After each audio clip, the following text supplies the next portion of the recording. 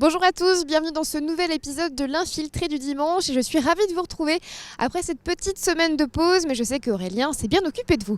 Direction tout de suite Lavarée pour le traditionnel Folcar avec l'organisateur Dany Boulet. Ensuite nous irons à Chasles pour la première édition, la toute première du salon bio Terre et Vin avec des organisateurs jeunes et dynamiques. Ensuite nous irons à Champagné pour la fête au bord de l'Huine qui a eu pour thème cette année les Caraïbes. Et nous terminerons ici à Maillé pour la 17e édition déjà du Salon international de la photographie. C'est parti.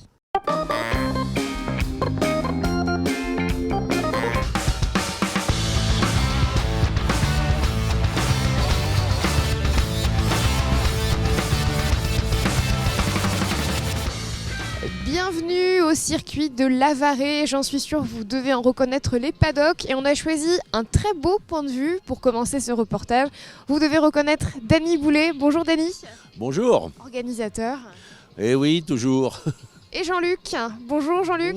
Bonjour. Qui est animateur et speaker aujourd'hui pour le Folcar. Parce que c'est passionnant, c'est passionnant la compétition, j'adore ça. Et on va dire après la moto, la voiture, c'est plutôt bien. Bah ouais, tant que ça roule. Ça roule. Alors c'est laquelle édition aujourd'hui, Dany, en ce week-end? Alors là, c'est une colle parce que. Ah mince. Ouais, c'est une colle puisque de manière, on en fait 2 par an, donc Oui. ça dure depuis 1991, donc Ouh là là. on calcule plus parce que on risque de 26 faire ans. une erreur en donnant un chiffre. Attendez, je calcule. Ouais, ça fait à peu près une bonne grosse cinquantaine. Voilà, c'est ça. Donc en plus, on va en faire un au mois d'octobre, donc ça fera Plus. 51. Et peut-être avec une finale, on verra. Alors là, elle est bientôt 11h. On est à quel moment de la course? Puisque, bon, vous le voyez sans doute autour de nous, les voitures ne sont pas encore sur le circuit. Alors où sont-elles et que se passe-t-il? Alors donc on a fait les essais libres, les essais chronométrés et là en ce moment les chronométreurs qui sont en dessous de nous là ont recalculé les grilles pour commencer les manches qualificatives. D'accord. Et les manches qualif, ça commence à... Dès que les chronos auront fini de travailler, je pense qu'on va aller les voir tout à l'heure. Et donc on fait les manches qualificatives et on fera les finales tantôt. Est-ce qu'on peut rappeler brièvement les règles pour les non-initiés qui nous regarderaient sur la compétition Folcar? Alors dans le Folcar, il y a voiture, certaines pilotes seuls, certaines 2 pilotes, donc pilote 1, pilote 2. Donc on fait les manches qualificatives avec le pilote 1, les manches qualificatives avec le pilote 2. Et quand le pilote est seul, bien entendu, il fait les 2 manches qualificatives pour marquer les points. Et une fois qu'on a fait les 2 manches qualificatives de la matinée, eh bien en début d'après-midi, on va refaire la 2e manche qualificative, on fera les finales ensuite. Donc 3 finales A, B et C, à 15 voitures chacune. Donc on aura 45 pilotes classés. 45 partants aussi. Ouais, et surtout 45 voitures classées, parce qu'il y a certaines voitures qui ont 2 pilotes, donc voilà. Donc, On ira justement dans les paddocks un petit peu tout à l'heure pour vous les montrer. Jean-Luc, votre rôle ici, vous on l'a dit, c'est speaker. Donc j'aperçois un petit peu en bas, il y a des feuilles avec des chronos. C'est ce que vous présentez aux gens qui vous écoutent? Oui, absolument.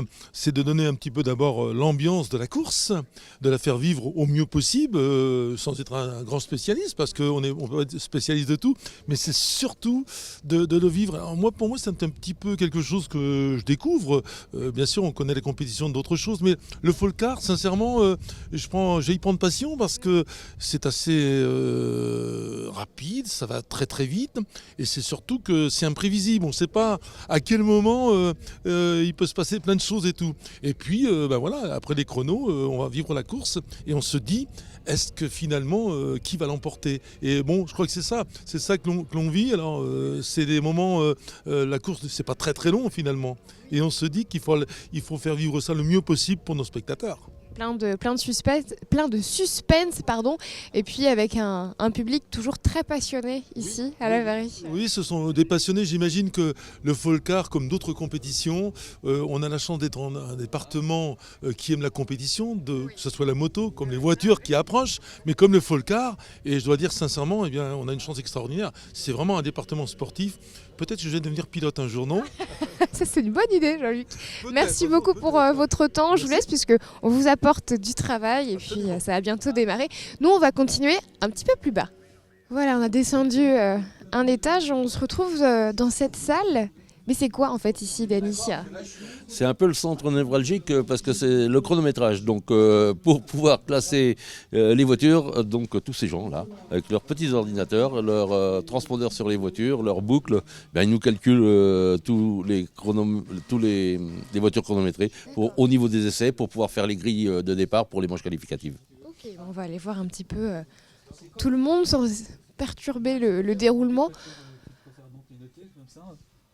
Bonjour, excusez-moi de vous interrompre. Quel est votre prénom? François. François. Et votre collègue? Bonjour. Philippe. Philippe, est-ce que l'un d'entre vous peut m'expliquer ce que vous faites ici, comment vous travaillez? François. François ou Philippe? N'importe. Oui, écoutez, donc notre travail ici, c'est donc de prendre tout le chronométrage donc des pilotes. On fait ici, donc on a un poste chronométreur, c'est-à-dire que là, on prend tous les temps, et puis après, on travaille sur un autre PC informatique qui nous permet donc sortir les résultats, les classements des essais, les classements donc des manches, et puis les résultats des finales. Donc ça, c'est un travail donc plutôt administratif qui fait donc au fil de l'eau, en fait, en fonction des courses qui se sont donc déroulées sur les circuits. Et Philippe, est-ce que vous pourriez me montrer peut-être cette feuille-là que vous avez? Je vois que ça sort beaucoup de l'imprimante. Qu'est-ce que c'est? C'est les grilles de départ de la série 1, pilote 1, pour la première manche qualificative, avec la pole et puis les 15 voitures qui vont prendre le départ incessamment sous peu. Très bien. Et madame, à côté de vous?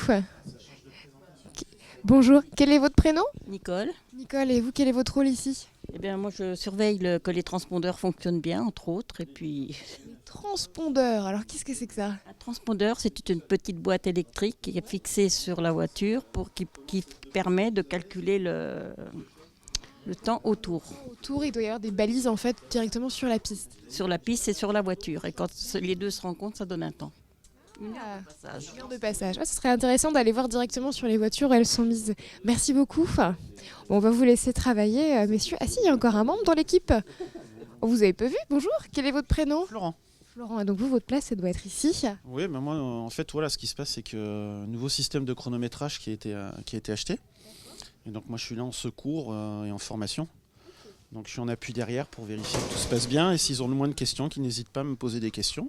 Voilà, assistance technique, on va appeler ça. La Voilà. formation, elle est longue quand même? Comment? La formation est longue? La formation est un petit peu longue du fait que la particularité, le Folcar a quand même un règlement avec beaucoup de disciplines, beaucoup de choses à paramétrer.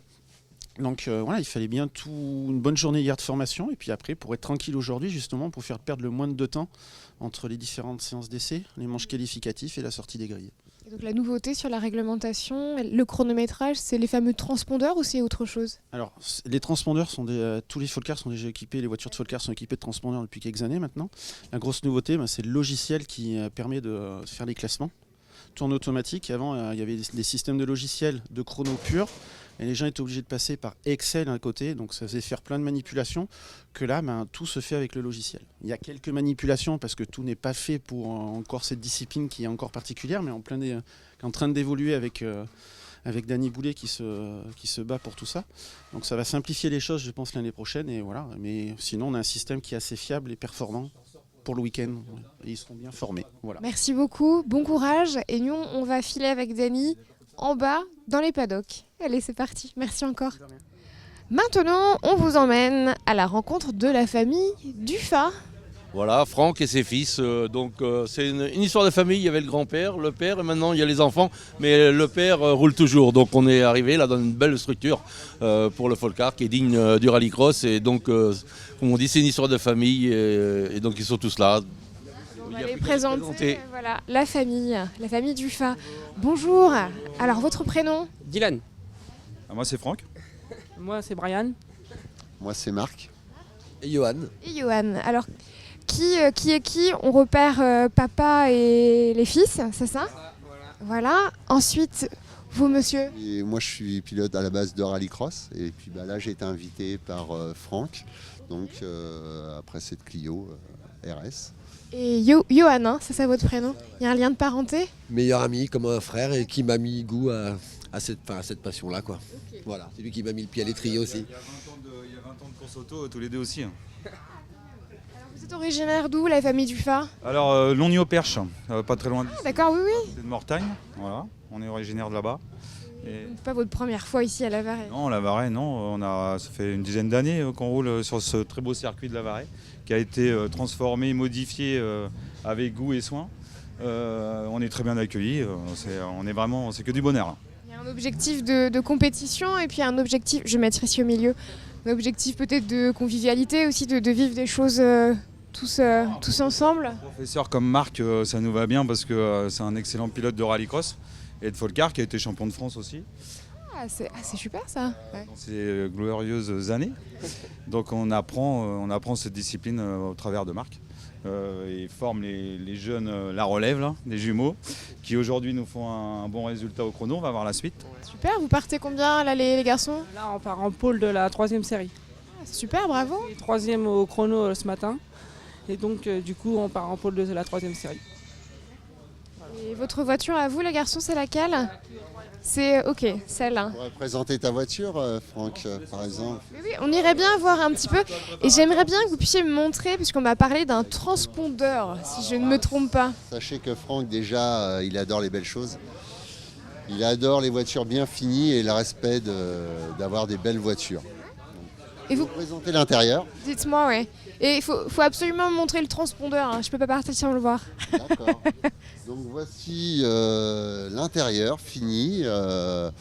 On a essayé de soigner la voiture le plus propre possible. Donc elle a que 2 courses. Hein. Donc elle a fait Mayenne et là. Donc elle est toute neuve. Ouais. Donc c'est des voitures Groupe N. C'est vous qui bricolez dessus? Oui, c'est moi. Ouais.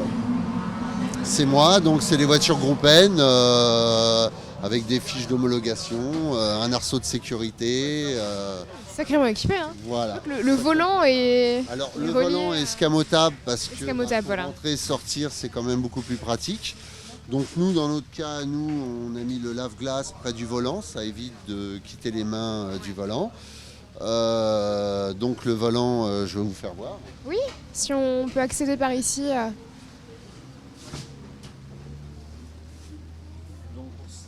Alors, je vous ai pas suivi avec le micro puisque ça va être difficile. Si vous voulez bien me retrouver, on va pouvoir continuer à discuter, ce sera plus facile. Donc voilà, le volant est mis. Et quelles vont être les différences avec la voiture qui est juste derrière?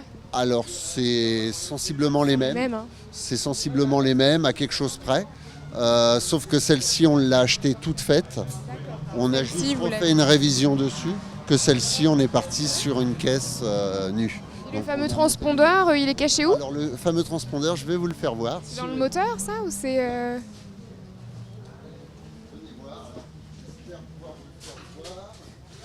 Alors, je sais pas si on va pouvoir vous le montrer. Ah ouais, c'est bien caché en fait. Il est bien caché, le centre de gravité, la petite boîte bleue. Alors moi je le vois, mais je sais pas si à la maison vous allez réussir à le voir, parce qu'en fait il est caché derrière la roue en fait ici, mais c'est un petit boîtier en fait tout discret. D'accord. Bon bah au moins on aurait mis une image. Il est bleu. Ok. Là on est sur un moment fort de la course parce que je vois que les garçons se préparent. Ce sont les manches qualificatives ce matin. C'est quoi votre objectif de qualification justement? Moi je mise beaucoup sur Dylan et Brian. Je mise beaucoup sur eux parce que je ne sais pas si vous l'avez dit, mais Dylan va participer à la course Twingo en rallycross. Super. Donc sachant qu'il a fait déjà une course et il a fini 4e, donc il n'avait jamais conduit de Twingo avant. Donc on a acheté une Twingo et Dylan va se mettre à faire la coupe Twingo. Donc il va essayer de vous la présenter. Alors on va malheureusement pas avoir assez de temps pour la présenter en timing, on est toujours un petit peu limité. J'aimerais finir justement avec, c'est Dylan hein, votre prénom, voilà. Est-ce que vous avez un petit rituel avec votre frère? Parce que quand même quand on est jumeaux, j'imagine c'est un lien qui est hyper fort. C'est fusionnel on va dire. À chaque départ, avant de commencer, on va dans la voiture, on se parle, je lui mets son harnais, je lui mets son casque et tout ça. On se parle un peu pour la stratégie pour le départ et puis on essaye de se coordonner et puis voir chaque point différent qui se passe sur la piste. Voilà. Eh ben merci beaucoup, on voit que c'est une histoire de famille puisque je vois la petite puce là-bas aussi qui a sa petite combinaison rouge. Elle est trop mimi. Voilà, Et c'est tout le monde est là, tout le monde est content, et puis c'est le principal, on passe un bon moment, et puis voilà. et c'est ça l'ambiance Lavaret. Du folk art et puis du rallycross, c'est un beau monde avec une belle ambiance, tout le monde s'entend bien, et puis voilà. Eh ben, merci beaucoup Dylan et bonne chance. Merci beaucoup. Et puis on va se quitter sur ces jolies images. On va saluer Marc et puis Dany qui est resté un petit peu avec nous. Merci pour votre accueil. Bonne chance. Merci à vous. Profitez Et puis bien. à bientôt. Avec grand plaisir. Dans notre circuit. Pourquoi pas. Dany, merci pour votre accueil et puis à très vite. Eh bien, on va se retrouver le 29, 30 et 1er juillet pour le rallycross. Bah, on fait comme ça. Alors, Allez, bon dimanche. Merci, allez, bon retour. Merci. Allez, justement, on reprend la route direction Châles. On change d'univers. Je vous emmène pour un salon bio, terre et vin. C'est parti.